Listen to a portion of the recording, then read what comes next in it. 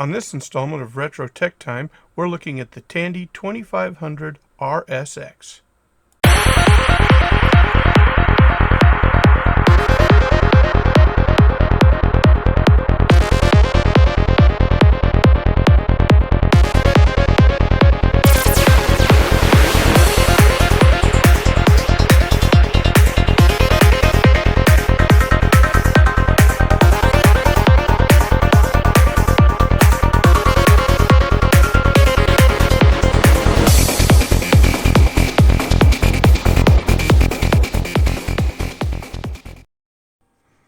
Hello everyone, welcome to Retro Tech Time. Today we're going to be talking about the Tandy 2500 RSX. I'm your host, Terry Steggy, aka Data Soup, and we're going to take a look at this pretty cool machine and see if we can get it cleaned up and make it run. So this machine's got a 386 SX processor, 1 meg of RAM, does have VGA, and a lot of extras in this one. She was pretty dirty, as you're going to see. So we'll get this case taken off and see just what we have to deal with. The machine's actually in fairly good shape cosmetically. Hopefully we can get this thing running.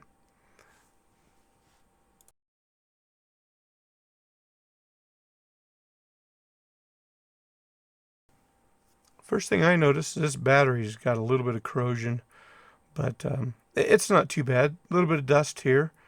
I've not seen a whole lot dirtier in my days of working on a machine. This thing's got like it's kind of an oily film. Honestly, it looks like it was maybe in a garage. I'm just going to start taking everything apart. I think this is going to need a pretty deep cleaning. I think all the components are going to have to come out of this thing, and probably have to use the ultrasonic cleaner on the motherboard. We'll use some alcohol. Probably the other components we're going to have to scrub. So we'll just take all the pieces off, and we'll kind of speed this up, and you can kind of see as it goes.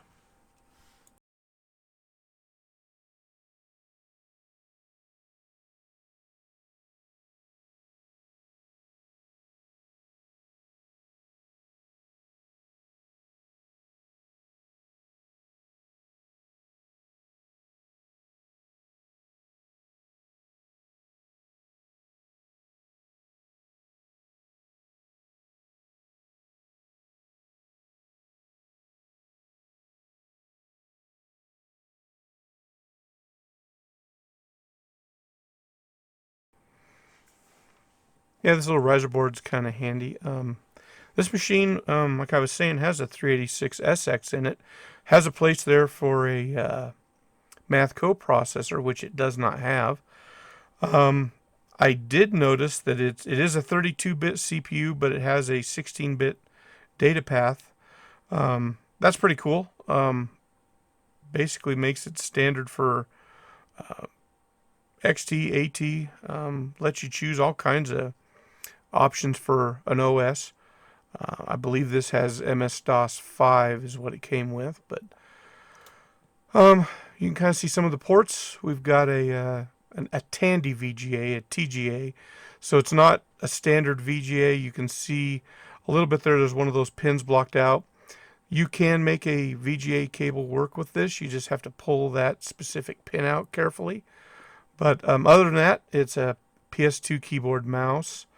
Both printer, serial, volume. That volume is only going to run the interior speaker. There is not a sound card on this, so as you notice, they had those plugged out. So it can accept another 256K worth of video upgrade RAM, and you can add, I believe it can go another 8 meg of Sims to give it a total of 9 meg on the board. This machine does not have that. we might see about updating that in the future.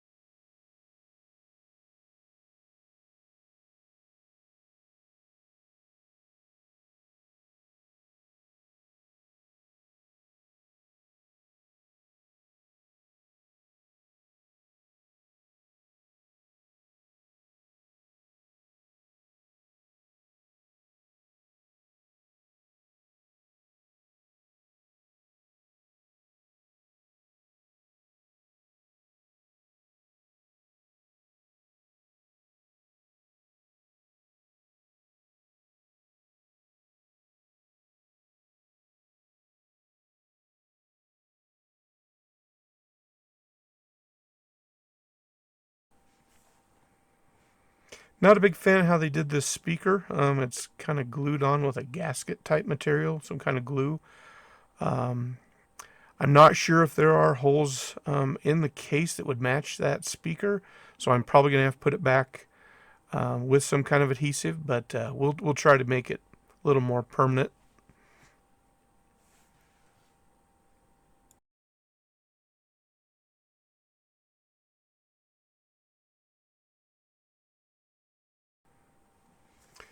Power supply is actually pretty bare bones. It just has two power connectors for your standard 5-volt Molex, and then it has the two floppy plugins, and that's honestly it. It does have a 1.44 meg floppy drive and a IDE hard drive. I am not sure if either one of these work. The dirt that's in this thing, I know they're going to need cleaning, especially that floppy. But we'll get this thing disassembled and probably do the power supply next.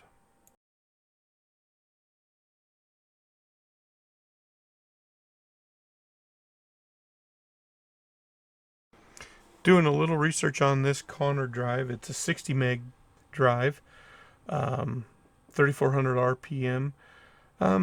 It actually looked in fairly good shape, so we'll see if we can get that going when we put her back together.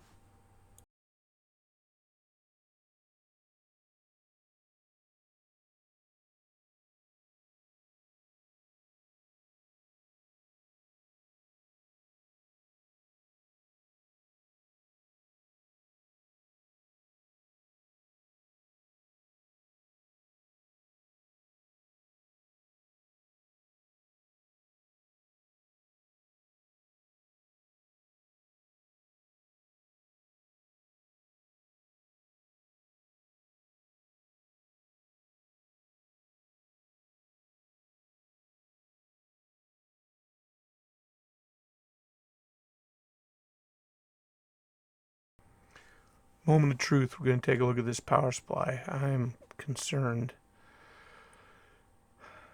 After seeing the rest of this machine, I'm sure it's just caked. That fan's pretty caked, and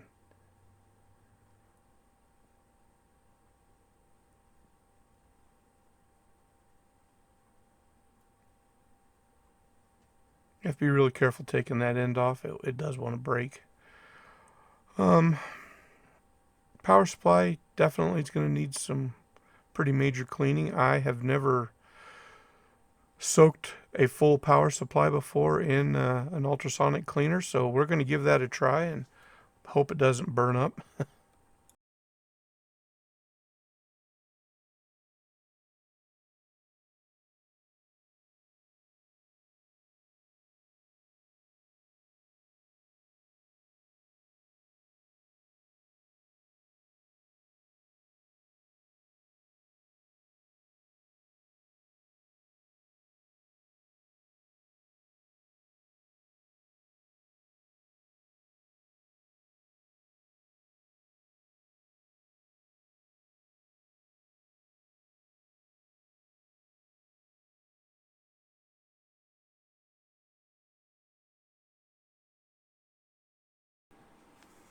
I do plan to take a pretty good inventory of what's on this power supply as far as capacitors and things. I'd like to be able to recap this power supply. I don't feel 100% confident in it, but it might surprise me. It might be fine. I also have a little bit of rust I have to deal with there, as you can see on the back side of the bracket that holds the fan. I'm guessing it was either stored somewhere that had some moisture coming by it, or maybe just over time it had a humidifier or something by it. But we'll address that as well. I'd like to get that neutralized, and we'll give it a shot of paint if we have to, just to keep it from continuing. But I think we should be able to clean it off with our next step here when we get her clean.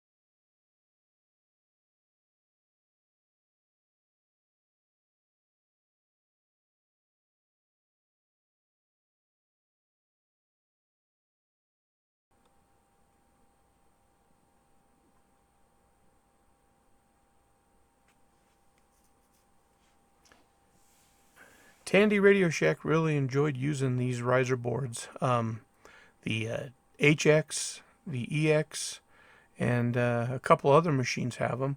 They actually, when they're secured, they do pretty well, and they don't hold the dirt, as you can see. So they seem to give it a little more compactness, but it's just one more part we gotta get clean.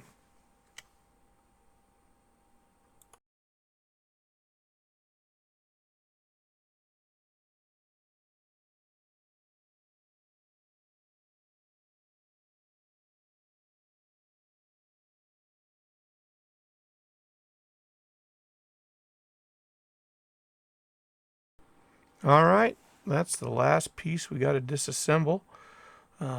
This was a mess. It was a dirty machine, but we got it. So now we're gonna start using our ultrasonic cleaner. Going to use some just simple green concentrated cleaner, just what you'd use in your kitchen. You can use anything. That's just stuff I have. We'll probably run this about 12 to, well, maybe 7 minutes. See how it looks. I do turn the heat on this, let it kind of heat up that liquid. You don't want to do that with alcohol, but it's fine to do with normal household cleaners. So we'll let this run for about 12 minutes. I think I'll put the metal stuff in, leave it go for a bit, and then we'll put some of the plastic parts in. They don't need to run quite as long.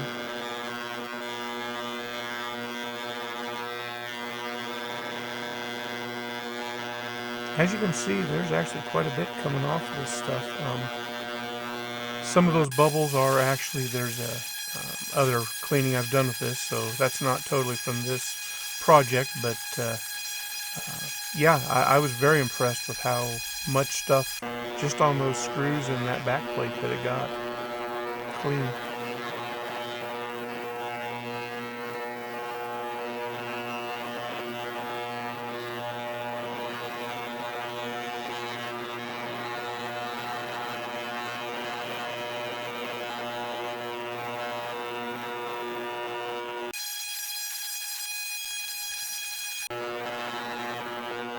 Yeah, let's take a look here. They look like those. Yeah, those look great. I think that worked pretty well. So now we just got a tub of water. Going to put some dish soap in here. I've got a Dremel scrubber. We'll get her all mixed up, and that works pretty well. Either we'll use the brushes or even the scrubber on some of the metal stuff just to get This stuff has some pretty bad, like a film on a lot of these parts. And again, it's a greasy film. I really don't know where this thing has been, but we'll see if we can get it shined up and cleaned up.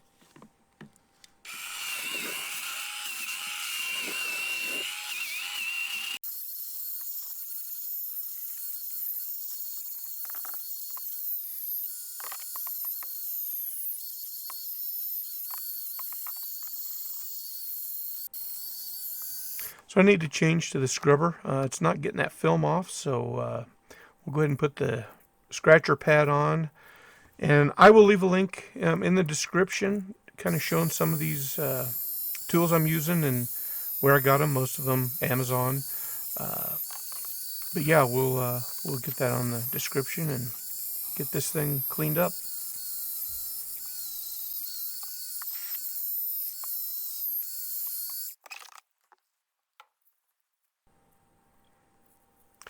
This film's pretty rough. I'm going to just lightly use the scratcher pad on this and see how it does. I don't want to take the finish off or the label off or dull this plastic, but it's in pretty rough shape. So we'll see if this works. Seems to be doing a pretty good job. I do think I'm going to switch back to the brushes though, just to be safe.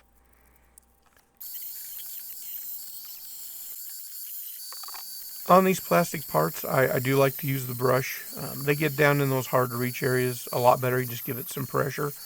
A lot less abrasive, and they just do a pretty good job. I'm pretty impressed with this thing. The front bezel, it actually has a lot of hard to reach areas, so I pretty much have to use it on that. This machine, like most of them, has been banged around. There's some pretty deep notches in the case here.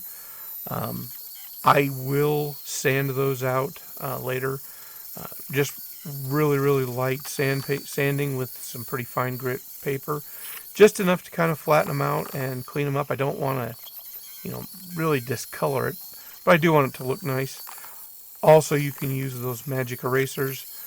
They do a great job getting scuff marks off, and pretty safe to use as well.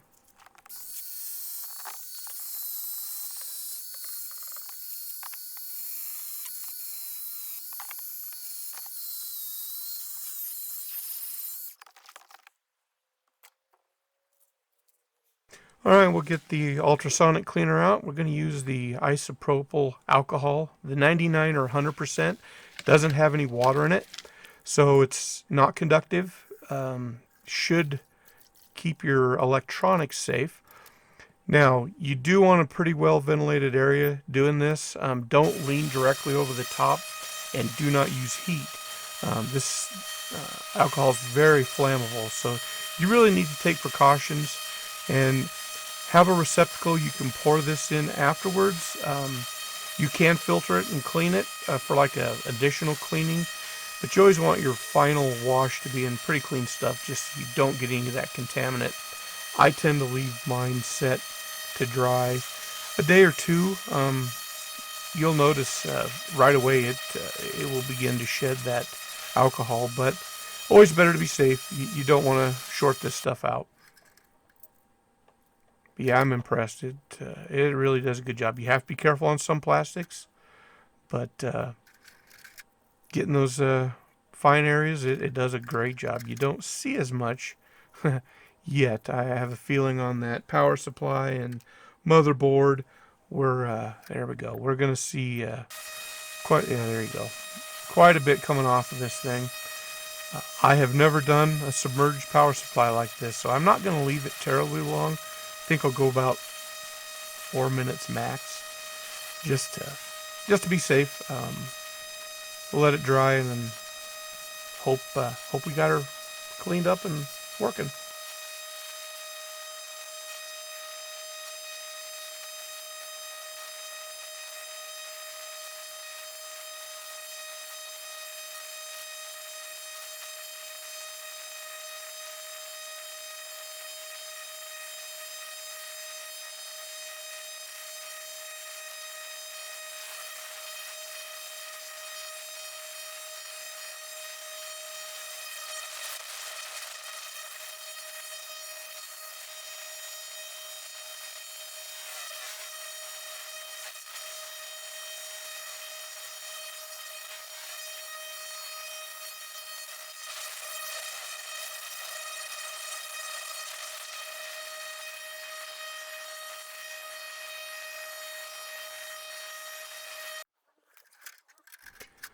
So man, this thing is night and day. It is clean.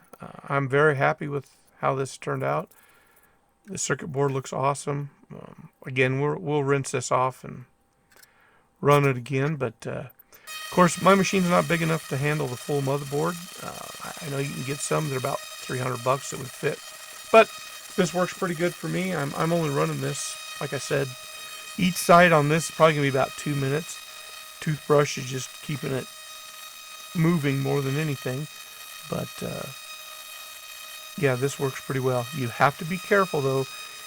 It will take off some of these pre-printed chip labels and barcodes, so go pretty light on that. Also clean all the riser card slots and memory slots just to make sure. Again, you do want to take the battery out of this when you're doing it. I should have mentioned that, but we'll just let this run.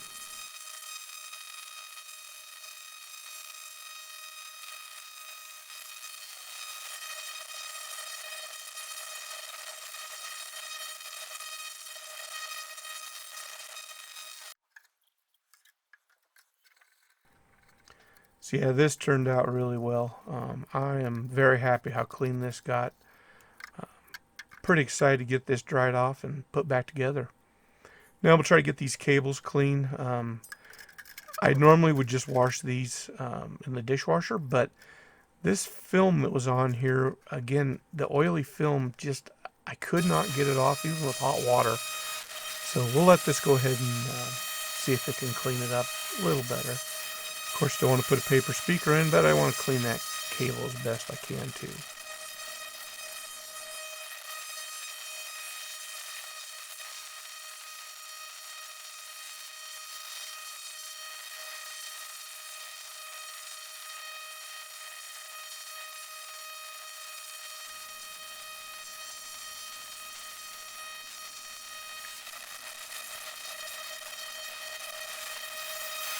Yeah, that cable turned out really good. We'll let these others run for a while. I do have a switch submerged. I'd like to get that out quicker, but we'll let this run.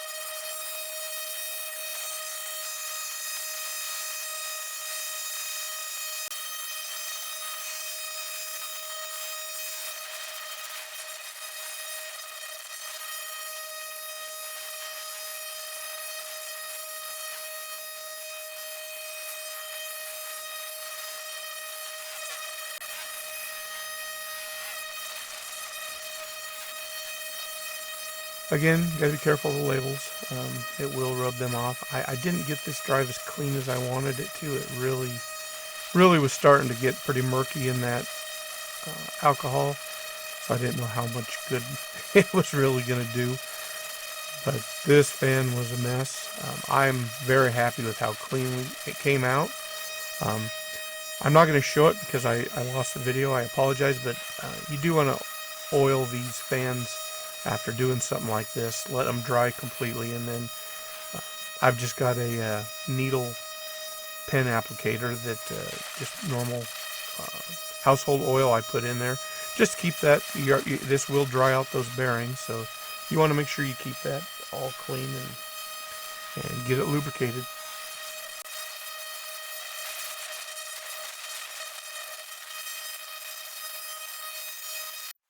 I'm very pleased how clean this stuff came out from this. I think this is all we have to clean right now, so we'll stop this video. We'll work on part 2. That's going to be reassembling the machine and installing an OS and Deskmate. So thanks for watching.